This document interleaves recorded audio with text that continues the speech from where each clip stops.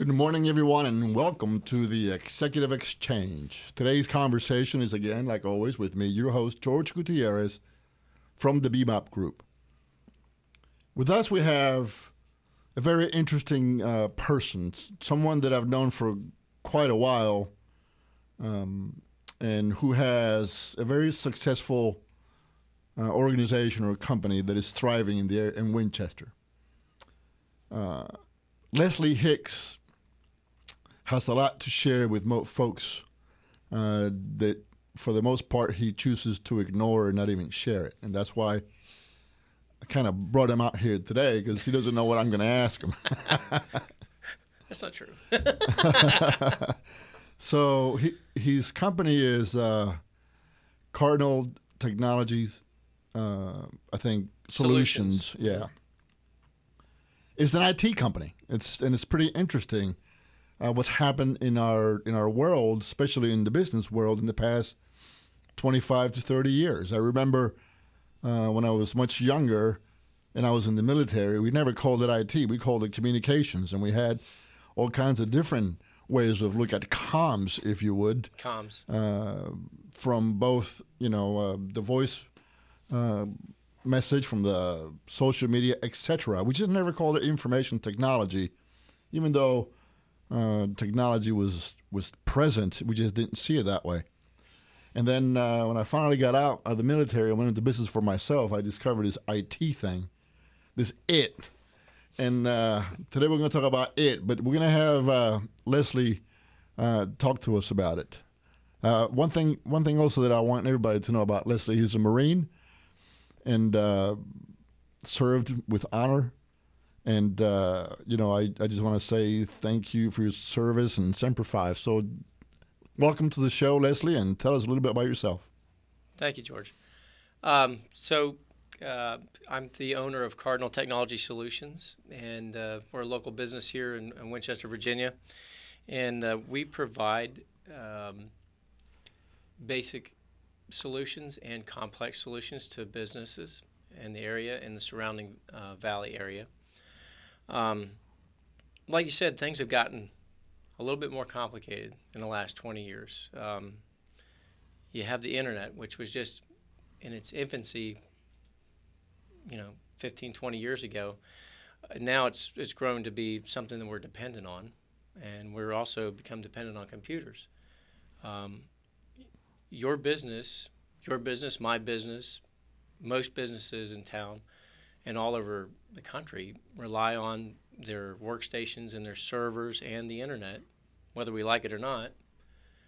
It's an integral part of our business, and if those things malfunction, crash, something goes wrong, you get a virus, you get some malware, brings you down to a grinding halt. And most business owners, it's in the back of their mind. They don't bring it to the forefront. It only comes to the forefront if they're not prepared for that day. And when that day happens, then they realize how important these machines are to them, to all of us, in our day-to-day business lives, and our income, really.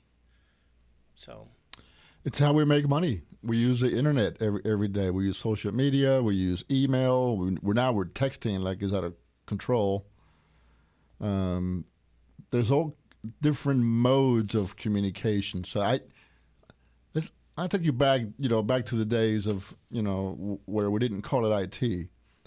We call the communications for a reason. And whether it's in business or whether it's in life or whether it's in the moon, it doesn't matter where it is. I'm a fervent believer that the most difficult thing that we do is to communicate. And I have a couple of people that I communicate with regularly via email. And when they're not able to get the attachments that I send them, for example, they freak out. I mean, literally. Yeah.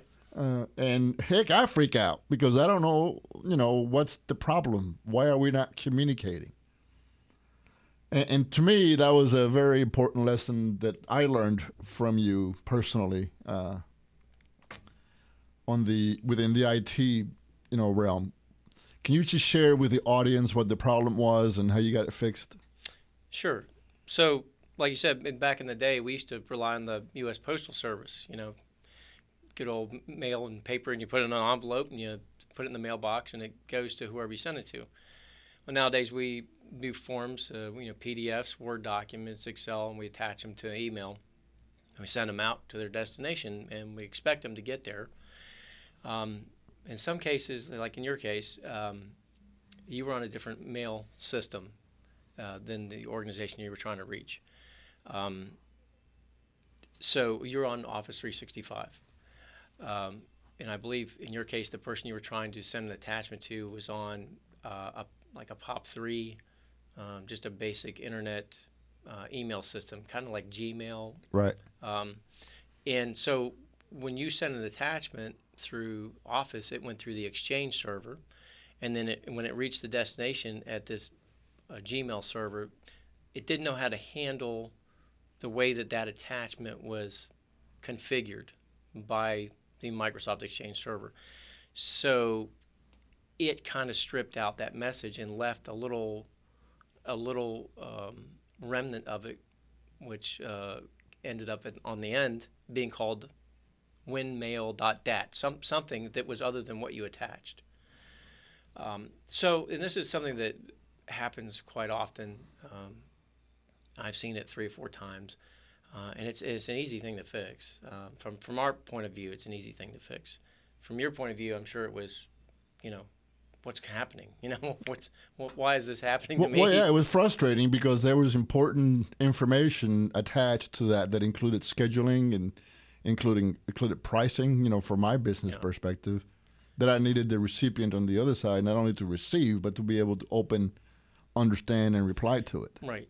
So there's 2 different formats that an attachment can go out as, and the default, the way that Exchange handles attachments, not all other email servers can handle that. So basically, what I did in layman's terms is I went in and changed that format to a more basic format, one that all servers can understand, no matter where you send it to. It's universal. And then I believe after that, it resolved your issue. Yeah, thank God. Thank you so much. I really appreciated that one. Now, I know you. How long have you been in the Winchester area now, Leslie? Well, I kind of grew up here, went to high school here. I left in 1988, joined the military, served in the Marine Corps, like you mentioned, for 6 years with a heavy helicopter squadron. Down in North Carolina. After that, I moved down to Florida. Stayed there for about 12 years. Went to college at Valencia College in Orlando. And then started getting a little homesick. So wife and I decided we were going to move back up here. And plus, we got hit pretty hard with the hurricanes down there during that time. So we moved back up here, and we've been up here for about 9 years. Okay. So what about the business? I know the business is not that old. We started Cardinal Technology on February 7th, 2014. I've been in the technology business for about roughly 25 years, and I really wanted to start something on my own that provided an all-encompassing solution for businesses. I had some friends and business owners around town here that knew the kind of work that I did before I started the business, and they would come up to me and say, there's no real good, a go-to technology firm in Winchester that knows how to do everything, and you seem to know how to do everything. So I said, well, I'm interested in starting my own business. So a couple of these fellows got together and they said, well, we're willing to jump in with you and get it started because we believe in you and we believe in, the work that you do. We know you're an honest person, good business person, good, you provide good service.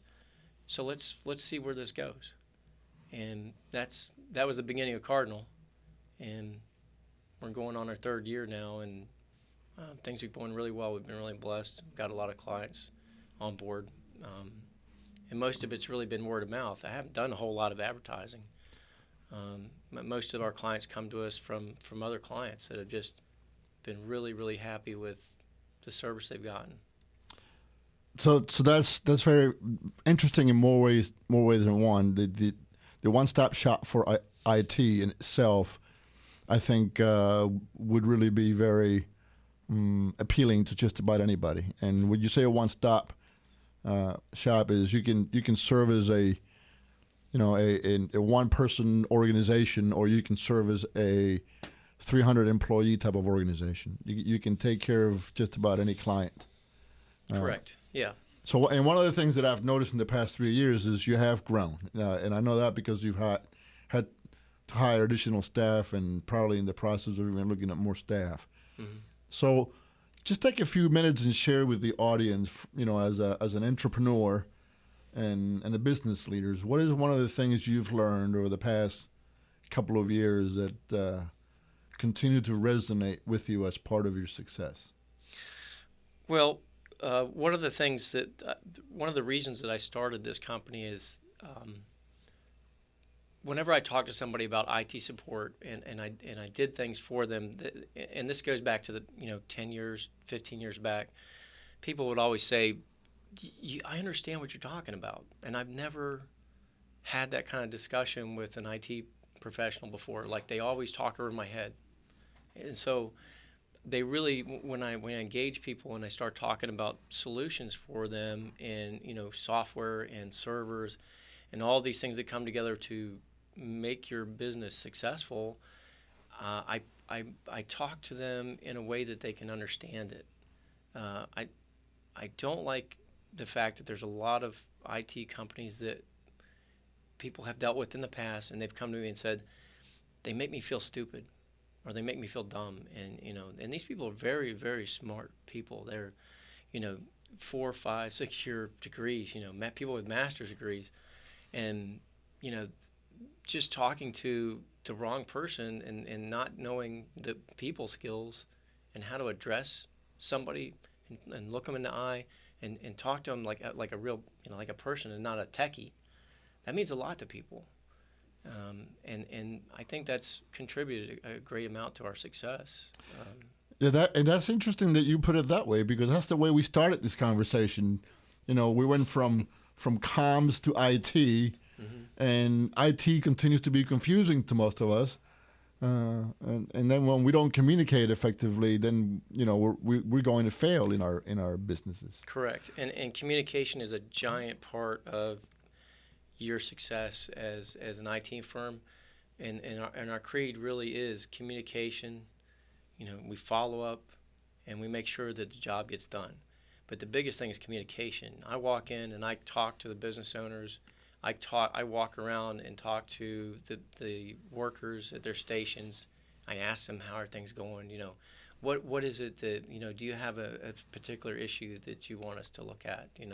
Is there something going on that you don't understand, or, that's not quite working right? Because I'm always fine-tuning our clients' sites to make sure that they're in the 90 percentile or above, because that's our goal, is to make sure that they're running above 90%, 95 to 98% all the time. Okay. So let's say somebody listening to us right now wants to call you and ask you a question about IT, or maybe somebody's looking to hire, the IT company services. How do they get a hold of you? They could call us at 540-431-4161. Or they can also go to our website at www.cardinaltech, that's CARDINALTEK.com. All right. You can reach us both places. All right. Well, thank you. So thank you for spending a few moments with us and with the listening audience. Mm-hmm. I would sincerely appreciate your time here with us. So we're going to sign off, saying thank you to everyone. And this is George Gutierrez from the BMAC Group saying goodbye from the Executive Exchange.